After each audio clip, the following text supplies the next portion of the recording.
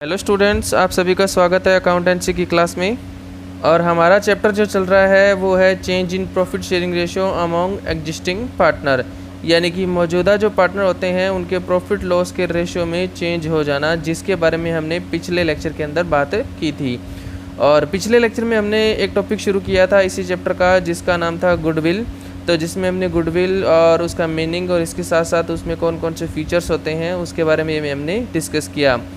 आज हम बात करने जा रहे हैं factor affecting the value of goodwill, यानी कि जो बिज़नेस में गुडविल होती है उसको कौन कौन से फैक्टर इफ़ेक्ट डालते हैं, कौन कौन से फैक्टर की वजह से गुडविल की वैल्यू ज़्यादा होती है, कौन कौन से फैक्टर की वजह से गुडविल की वैल्यू कम होती है।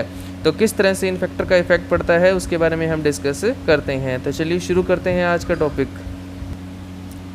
तो गुडविल की वैल्यू के ऊपर इफेक्ट डालने वाले जो फैक्टर्स हैं उसमें सबसे पहला फैक्टर है favourable location of the business, यानी कि बिज़नेस की जो उचित लोकेशन है, जिस जगह पे हमने बिज़नेस को स्थापित किया है उसकी जो लोकेशन अगर सही है तो उसका भी क्या है हमारे बिज़नेस की गुडविल के ऊपर इफेक्ट डाल पड़ता है।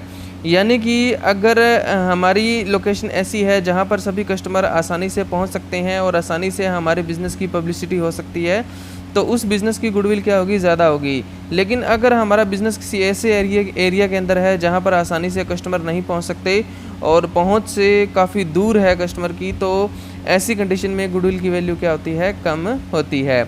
सेकंड पॉइंट आता है इसमें एफिशिएंसी ऑफ मैनेजमेंट, यानी कि हमारे बिज़नेस की जो मैनेजमेंट है, प्रबंध है, वो कितना सक्षम है, कितना एफिशिएंट है, वो भी क्या है गुडविल की वैल्यू के ऊपर इफ़ेक्ट डालता है। यानी कि अगर हमारे बिज़नेस का जो बिज़नेस की जो मैनेजमेंट है, प्रबंधक है, वो बहुत ज़्यादा एफिशिएंट है, अच्छा स्किल्ड है, उनकी डिसीजन मेकिंग की जो कैपेसिटी है वो बहुत अच्छी है, तो ऐसे बिज़नेस की गुडविल जो है वो क्या होती है, ज़्यादा होती है। लेकिन अगर क्या है हमारे बिज़नेस का जो मैनेजमेंट सिस्टम बिल्कुल अच्छा नहीं है और उनको डिसीजन वगैरह के अंदर क्या है बड़ी प्रॉब्लम फेस करनी पड़ती है, तो ऐसे बिज़नेस की जो गुडविल होती है वो कम होती है। तीसरा पॉइंट हमारे पास जो आता है वो आता है the longevity of the business, यानी कि अगर नया बिज़नेस है, बिल्कुल अभी मान लो हमने कोई बिज़नेस शुरू किया है, तो ऐसे बिज़नेस की जो गुडविल है वो क्या होगी, कम होगी। नया बिज़नेस जो होता है उसकी मार्केट में रेपुटेशन, नाम जो है वो अभी नहीं बना होता, इस वजह से क्या है जो न्यू बिज़नेस होता है उसकी गुडविल क्या है, कम होती है। लेकिन ऐसा कोई बिज़नेस जो पिछले कई सालों से क्या है चलता आ रहा है, काफ़ी लंबे टाइम से अगर बिज़नेस चलता आ रहा है, तो ऐसे बिज़नेस की गुडविल जो होती है वो नए बिज़नेस के कंपैरिजन में क्या होती है, ज़्यादा होती है।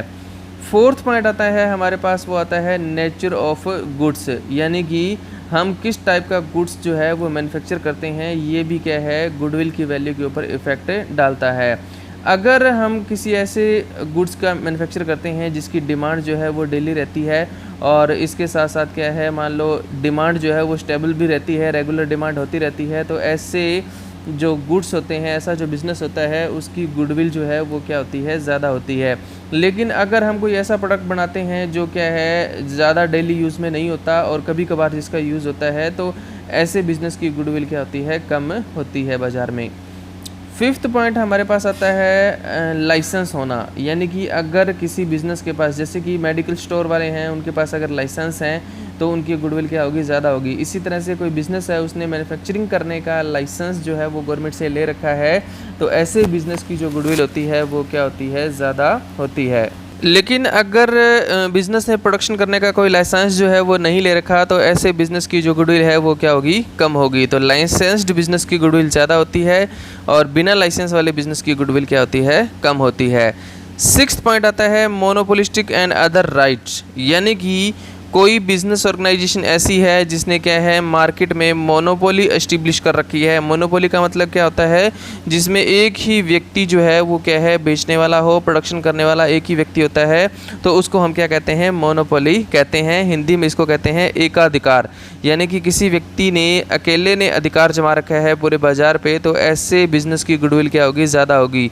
लेकिन अगर जो है ऐसा नहीं है, मान लो कंपटीशन ज़्यादा है, अकेला व्यक्ति नहीं है, तो ऐसे कंडीशन में क्या होता है बहुत सारी कंपनियां जो हैं वो कंपटीशन में आ जाती हैं, तो वहाँ पर गुडविल जो होती है वो कम होती है।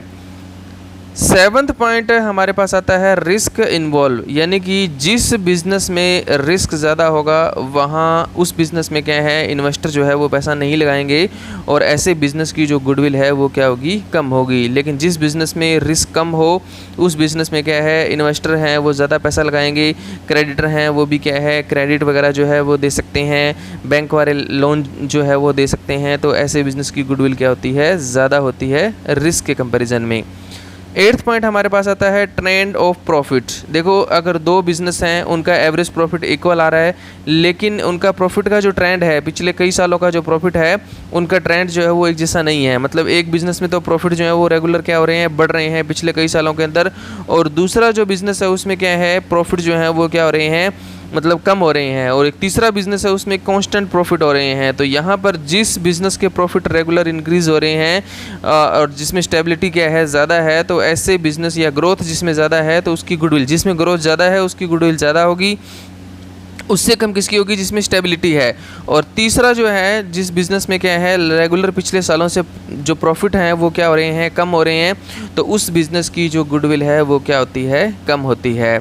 नाइन्थ पॉइंट आता है फ्यूचर कंपटीशन। अगर हमें ऐसा लगता है कि हमारा जो बिज़नेस है उसमें क्या है फ्यूचर में हमें कंपटीशन फेस करना पड़ेगा, मतलब बहुत सारे लोग क्या हैं हमारा जैसा प्रोडक्ट जो है वो मैन्युफैक्चर करने लग जाएंगे, तो ऐसी कंडीशन में क्या है गुडविल की वैल्यू क्या आती है, कम आती है। लेकिन अगर हमें ऐसा कोई डर नहीं है कि फ्यूचर में कंपटीशन बढ़ जाएगा तो ऐसे बिज़नेस की गुडविल जो होती है वो क्या होती है, ज़्यादा होती है।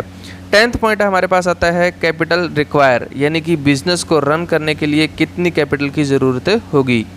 यानी कि एक बिज़नेस है उसमें हम बहुत ज़्यादा कैपिटल लगा करके क्या है, मान लो 1 लाख रुपए का प्रॉफिट अर्न कर रहे हैं। एग्जांपल के तौर पे हमने क्या है एक बिज़नेस में हमने क्या है 12 लाख रुपए लगा करके क्या है हम 1 लाख का प्रॉफिट कमा रहे हैं, और दूसरे बिज़नेस में 10 लाख रुपए लगाकर 1 लाख का प्रॉफिट कमा रहे हैं। तो जिस बिज़नेस में कम पैसा लगा करके ज़्यादा प्रॉफिट अर्न किया जा रहा है उस बिज़नेस की गुडविल क्या होती है, ज़्यादा होती है, और जिस बिज़नेस में ज़्यादा पैसे लगा करके हम कम प्रॉफिट अर्न कर रहे हैं उसकी गुडविल क्या होती है, कम होती है। कुछ और फैक्टर भी हैं जो गुडविल की वैल्यू के ऊपर इफेक्ट डालते हैं, जैसे क्या है इंडस्ट्री के अंदर, उद्योग के अंदर क्या है हमारी फर्म के दूसरे उद्योगों के साथ कैसे रिलेशन है, गवर्नमेंट की जो रेगुलेशंस हैं, नियम हैं, वो हमारे लिए फेवरेबल हैं या नहीं है। उसके बाद है पॉलिटिकल कंडीशन, यानी कि पॉलिटिकल पार्टियों के अंदर जो उतार चढ़ाव बदलाव होता है वो किस तरह से है, स्टेबिलिटी है या नहीं है। नेक्स्ट पॉइंट आता है रिसर्च एंड डेवलपमेंट, यानी कि हमारे बिजनेस में रिसर्च एंड डेवलपमेंट की फैसिलिटी अवेलेबल है तो गुडविल ज़्यादा होगी, वरना क्या होगी, कम होगी। 5th पॉइंट हमारे पास आता है 11th का 5th पॉइंट इफेक्टिव एडवर्टाइजिंग, यानी कि हमारे बिज़नेस में जो एडवर्टाइजिंग हम करवा रहे हैं विज्ञापन टीवी रेडियो या न्यूज़पेपर में, उसका इफ़ेक्ट अगर अच्छा पड़ रहा है तो गुडविल ज़्यादा होगी, अगर अच्छा नहीं है तो गुडविल क्या होगी, कम होगी। इसी तरह से अगर हमारा प्रोडक्ट जो है वो क्या है पब्लिक के अंदर बहुत पॉपुलर है तो गुडविल क्या होगी, अच्छी होगी, लेकिन पॉपुलर ना होने की वजह से क्या है गुडविल की वैल्यू क्या आती है, कम आती है। अब हमारा जो पॉइंट आ रहा है वो आ रहा है क्लासिफिकेशन ऑफ गुडविल। गुडविल को 2 टाइप में क्या है, 2 कैटेगरी में क्लासीफाई किया जा सकता है। एक तो आती है परचेज गुडविल और दूसरी आती है सेल्फ जनरेटेड गुडविल। तो परचेज गुडविल कौन सी होती है कि जब हम किसी भी दूसरे पर्सन का कोई दूसरा बिजनेस जब हम खरीदते हैं उस समय जो है हम जो फालतू पैसे उनको देते हैं, जैसे कि हमने एक पर्सन है एक्स, उसका हमने बिजनेस खरीदा, उस बिज़नेस की वैल्यू है टोटल मान लो 10 लाख रुपए और हम उसको अगर 12 लाख रुपए दे रहे हैं तो 2 लाख रुपए जो हम किस चीज़ के दे रहे हैं, उसकी गुडविल के, उसके नाम के, तो उसको हम कहते हैं परचेज गुडविल। यानी कि ऐसी गुडविल जो क्या है, ऐसा नाम जो खरीदा गया है उसको परचेज गुडविल क्या है, कहा जाता है। इसमें हम क्या करते हैं, नेट एसेट्स के बेस पे क्या है इसकी वैल्यू लगाते हैं। नेट एसेट्स मतलब क्या है, हमारे बिज़नेस की जितनी भी एसेट्स, जो बिज़नेस खरीदा जा रहा है, जो बिज़नेस खरीदा जा रहा है उसकी टोटल एसेट्स माइनस में जो लाइबिलिटी है वो हमने क्या निकालना है, नेट एसेट्स निकालनी है। एसेट्स माइनस में लाइबिलिटी, बैलेंस शीट की एसेट साइड का टोटल करके उसमें से लाइबिलिटी हमने घटाई, एसेट्स में से लाइबिलिटी घटाने के बाद क्या है उसकी नेट एसेट्स आई मान लो 10 लाख रुपए, और हम उस बिज़नेस को ख़रीदने के लिए कितना दे रहे हैं, 12 लाख रुपए दे रहे हैं। तो 2 लाख रुपए किस चीज़ के दे रहे हैं, हम गुडविल के दे रहे हैं। इस तरह की जो गुडविल होती है, यानी कि जो परचेज गुडविल होती है, उनके फ़ीचर कौन कौन से होते हैं, उसके फ़ीचर्स हैं। एक तो क्या है, it's rise on purchase of a business, यानी कि जब हम कोई बिज़नेस खरीदते हैं तभी क्या है ये पैदा होती है, जनरेट होती है, ऐसे जनरेट नहीं होती। दूसरा इसका जो फीचर है वो आता है it is recorded in the books of account, यानी कि परचेज गुडविल को हमेशा क्या है अकाउंटिंग में रिकॉर्ड किया जाता है, इसकी जनरल एंट्रियाँ की जाती है और इसकी वैल्यू भी क्या है निकाली जाती है। और तीसरा पॉइंट कहता है कि इसको बैलेंस शीट में भी क्या है शो किया जाता है।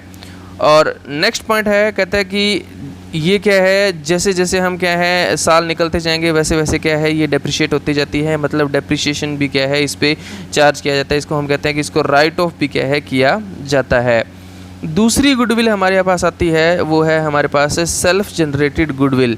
सेल्फ जनरेटेड गुडविल कौन सी होती है? जो हमने खुद ने कमाई है, यानी कि खुद ने हमारे बिज़नेस का जो नाम हमने कमाया है उसको सेल्फ जनरेटेड गुडविल क्या है कहते हैं।